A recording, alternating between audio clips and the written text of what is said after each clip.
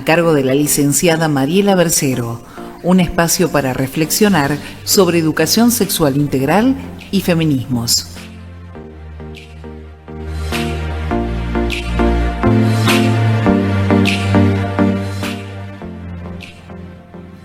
De eso sí hablamos. Bueno, bienvenidos. Me presento nuevamente, si bien ya tuvimos una pequeña introducción. Soy María Bercero, soy licenciada en psicología y también profesora especializada en educación sexual integral. Personalmente pensé esta columna para hablar precisamente de esos temas que hoy por hoy son tan controversiales en nuestra sociedad y que cobran actualidad y vigencia semana a semana. La idea es hablar de los feminismos, hablar de la educación sexual integral y traer aquellas dudas y consultas que ustedes mismos vayan acercando. Pueden comunicarse conmigo a @lainfluesi en cualquiera de las redes sociales, tanto en Instagram como en YouTube y TikTok. En Instagram se pueden comunicar conmigo a través de mensaje directo. Vamos a traer aquí a la pregunta urgente las preguntas que ustedes hagan, las sugerencias que ustedes hagan y los temas. Hoy por hoy, el tema que propusimos para la columna es la sexualidad femenina. ¿Por qué hablar de la sexualidad femenina? ¿Por qué hablar en este contexto acerca de la sexualidad femenina?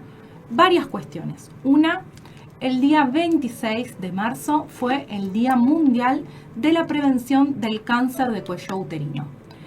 ¿Por qué traigo esta efeméride a colación? Porque la prevención del cáncer de cuello uterino tiene mucho que ver con las decisiones sobre el propio cuerpo, acerca de la sexualidad, de cómo ejercitar la sexualidad, pero también acerca de la prevención de infecciones de transmisión sexual.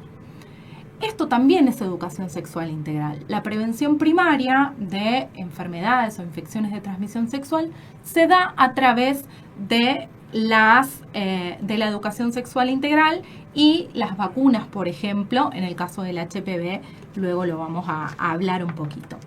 Hoy por hoy, en este contexto tan turbulento, pensé algunas preguntas como para relacionar un poco ambos temas, que me gustaría hacerle a la audiencia que nos está escuchando y que en nuestra segunda parte de la columna me gustaría retomar y vincular ambos conceptos con el desarrollo un poquito de la prevención.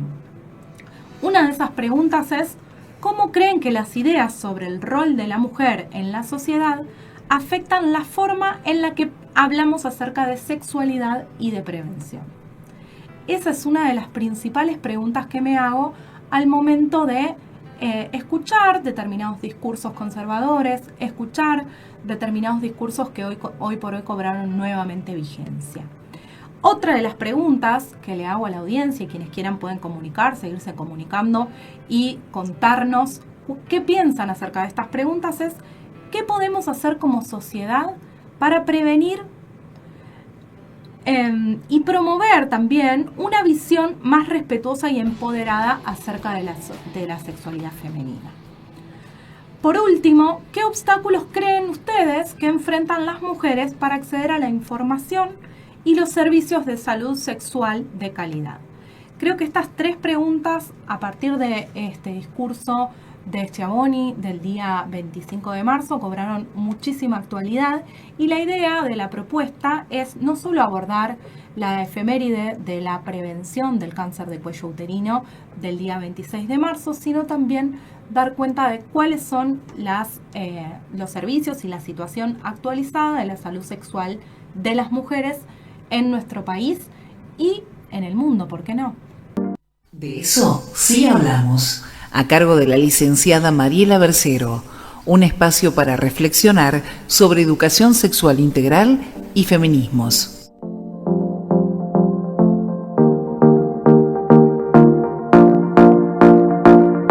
Introducíamos algunas preguntitas en el segmento anterior, en el espacio anterior, y hablaban acerca de cuáles son los roles que se le asignan a la mujer en estos discursos que, como bien decíamos, se prefieren en diferentes espacios conservadores y demás. Yo siento o pienso que, al menos mi respuesta subjetiva a esa pregunta, es que intentan relegar a las mujeres en roles pasivos, en roles objetivados, en donde sean solo capaces de acatar quizás consignas que se transmitan con cuestiones conservadoras, claras, dentro de lo que es la sociedad, y que no podamos decidir. Por eso tomé la decisión de linkear un poquito la columna acerca de lo que es la sexualidad femenina con este discurso que escuchamos del rector de la Universidad Católica Argentina recientemente, Schiavoni, que nos dice que no tenemos, o que es un error, o que es un retroceso en realidad, poder ocupar espacios de trabajo y en el deporte, espacios de poder, muchas veces cuestionados por espacios conservadores, como decíamos antes. La idea es reivindicar a la sexualidad femenina como un derecho. La sexualidad es el ejercicio de la sexualidad, es el área de placer de los seres humanos en la vida adulta al menos, y tradicionalmente se ha recluido a la mujer en el espacio doméstico, se le ha quitado el acceso a la información en muchos casos, y tradicionalmente también, y lamentablemente hoy por hoy nuevamente se vuelven a reforzar estos discursos, se la ha privado de tomar decisiones acerca de su sexualidad, del ejercicio de sus derechos, cosa que se ha modificado un poquito al menos en la década de los 70, cuando apareció la píldora, ¿no? La píldora anticonceptiva. En la década de los 60 esta píldora revolucionó el mundo directamente. Apareció en los 70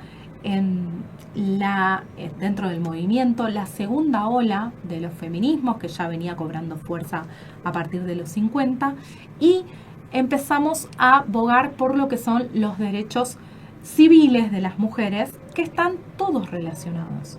Empezamos desde los feminismos, hablo en primera persona, quizás en tiempo presente, pero por una cuestión de que me identifico mucho con esta segunda ola y con sus objetivos y sus derechos, y los derechos por los que bogaba la segunda ola, que eran los derechos civiles de las personas. El derecho a trabajar, a la igualdad en las condiciones de trabajo, ante el mismo trabajo, la misma función, el mismo salario, los mismos derechos. La primera ola bogaba por los derechos políticos, el hecho del sufragio. Esta segunda toma los derechos más en la esfera privada, por así decirlo, y lo que nos trae es una revolución sexual. Las mujeres empezamos a tomar, con la píldora anticonceptiva, decisiones en el ámbito o en la esfera de la sexualidad.